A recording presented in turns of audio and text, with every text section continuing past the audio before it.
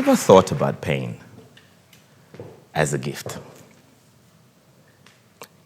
Isn't it interesting that a lot of times we spend most of our lives, we go to school, we study hard, we work hard in order to avoid pain.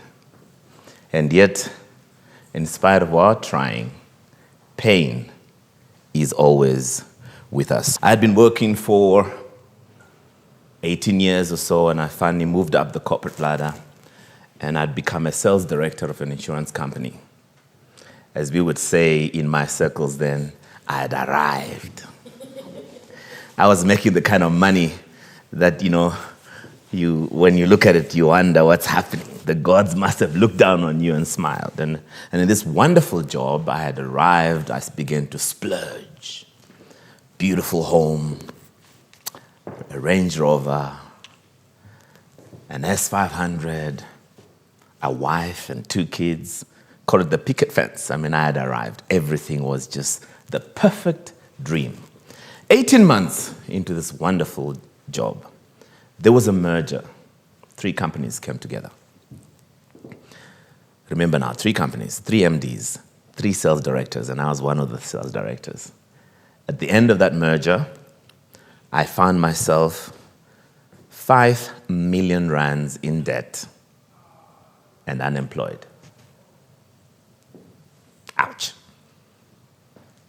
But I had a wonderful career, and I was very clear that I'll probably sit at home for about 3 months, and somebody will pick me up again, and my life will continue as the dream will continue. But that was not to be. A year later, I was still at home, unemployed, and in debt. A career is something that's very important, and I think particularly for men, because we're brought up that way. In fact, our entire identity is around what we do. And when that is taken away from you, it can leave you rudderless. This was a painful time in my life as I tried to make sense of what was happening. While I was busy with that drama of having lost my job, my source of income, I had 2 little kids, 18-month-old and a 6-month-old, and a wife who wasn't working. This was a tough time. But a year later, my dear wife says to me, this marriage thing is not working for me. And I want to say it in Setswana because it's, why thinking this is not working. I know some of you might laugh, but this was perhaps the one thing I was never prepared for. See, losing a job, that was something that was a possibility. But getting divorced was never in my blueprint, and it knocked me out. I often tell people that, those who know me, I tell them that for 3 months, I literally cried every day.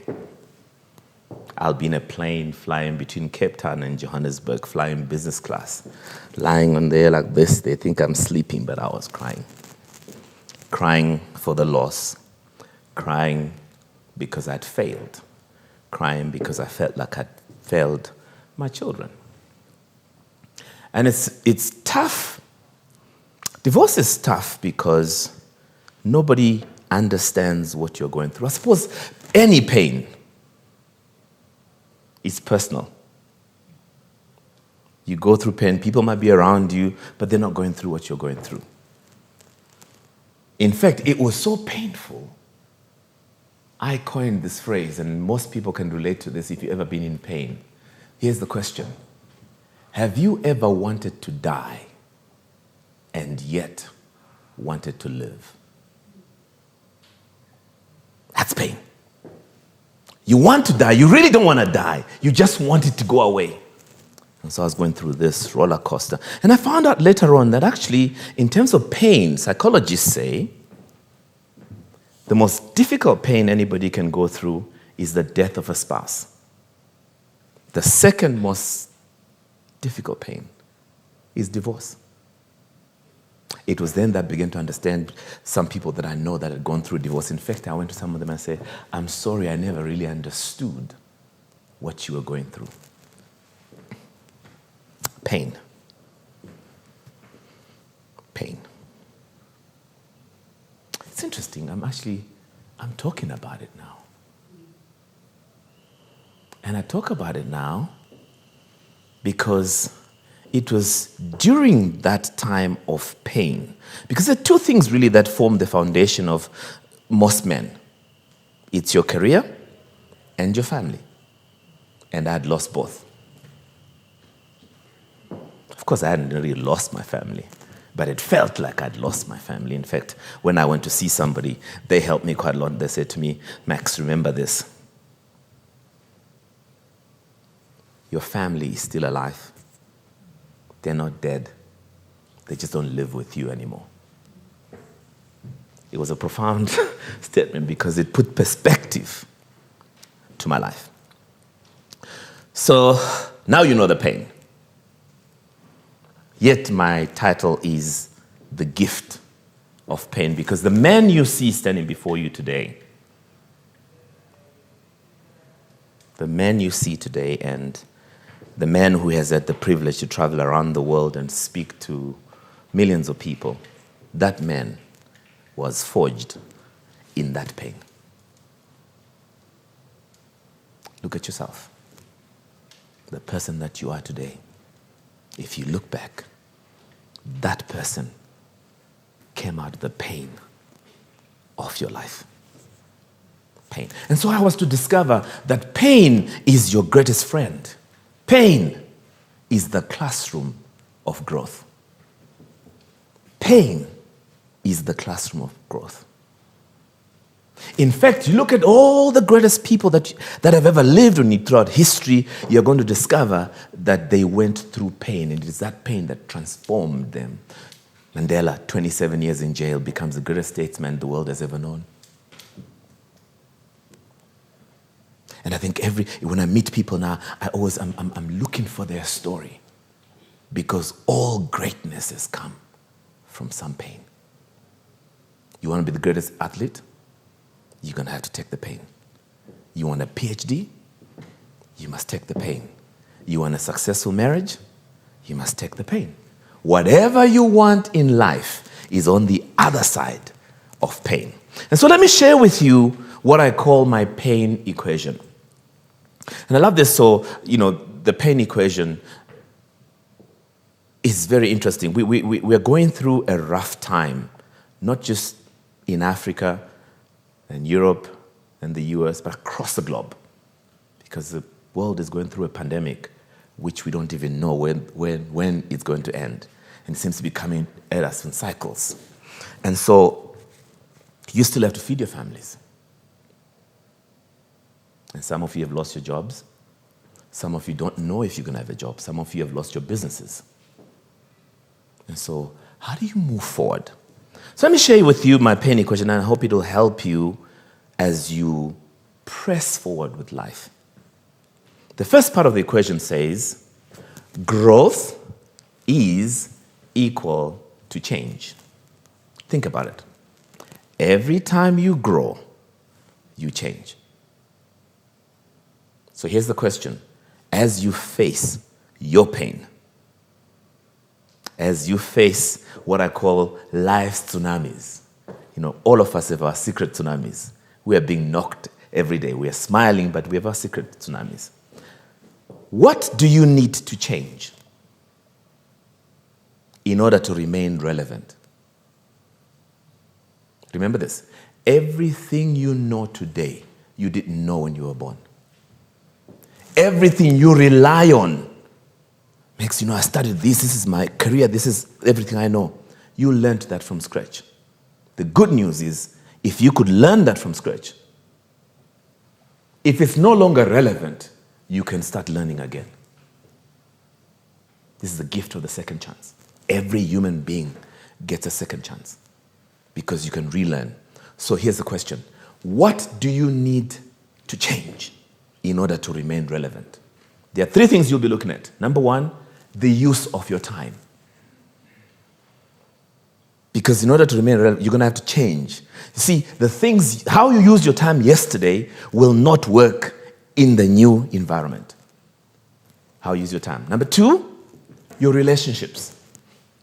Your relationships. Let me give you a simple example. If you're going to do your MBA, you would have to change your relationships. Disconnect from people who are not studying. Connect to people that are studying.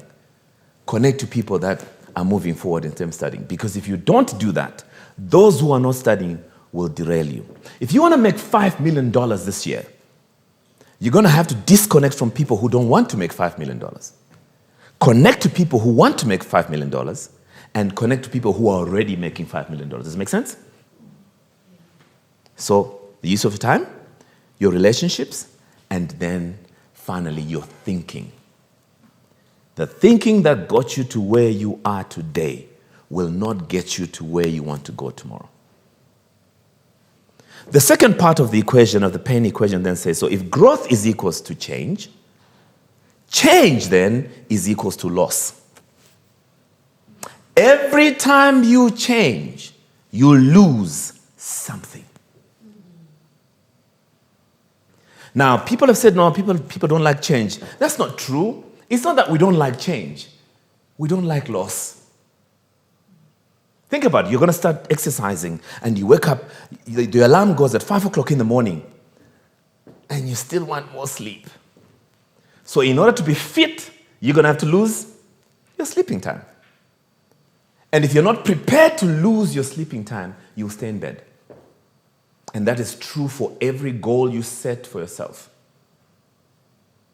So the question then that you need to ask yourself, what do I need to lose in order to remain relevant? This is so good, I'll clap for myself.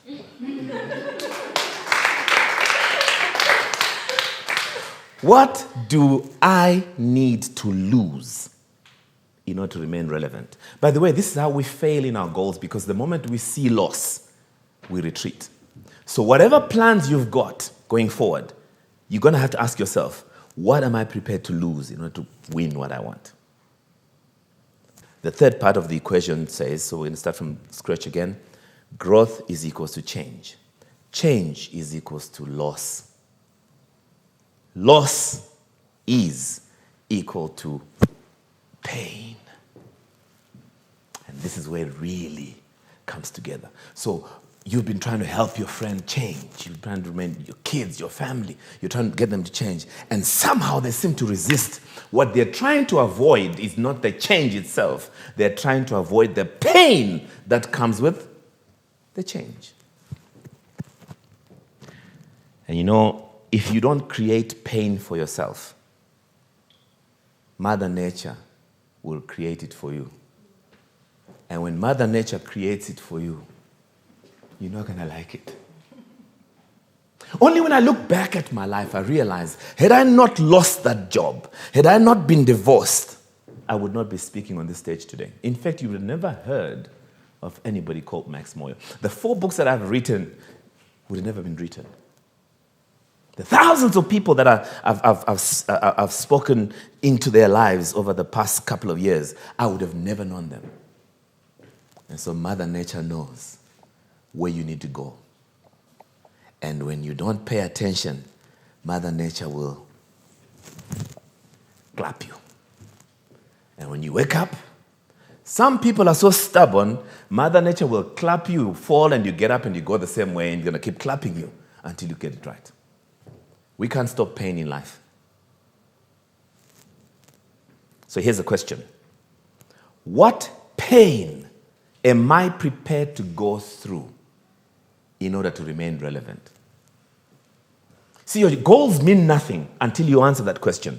How much pain am I prepared to go through in order to achieve my objectives? Once again, in terms of thinking, relationships, and use of time. So let me close. There is no growth without change. There is no change without loss. There is no loss without pain. Therefore, growth is equals to pain. If you make your life about avoiding pain, you effectively make your life about avoiding growth. I don't know how high you want to go in life, but here's the secret. The higher you want to go, the higher your pain threshold. You will only grow to the threshold of your pain. If your pain threshold is $5,000, that's all you will ever make in your life. You want to make $10,000, you're going to have to raise your pain threshold. You get in the picture now? And so I discovered that pain was my friend. Pain is the greatest gift that human beings have ever had. I don't know what pain you're going through. Here's what I know. There is always going to be pain in your life. You choose which pain you want. It's either the pain of discipline or the pain of regret. Which one is it going to be for you? I wish you the best as you embrace the pain of your life and ignite your potential to become all that you can ever be. Thank you.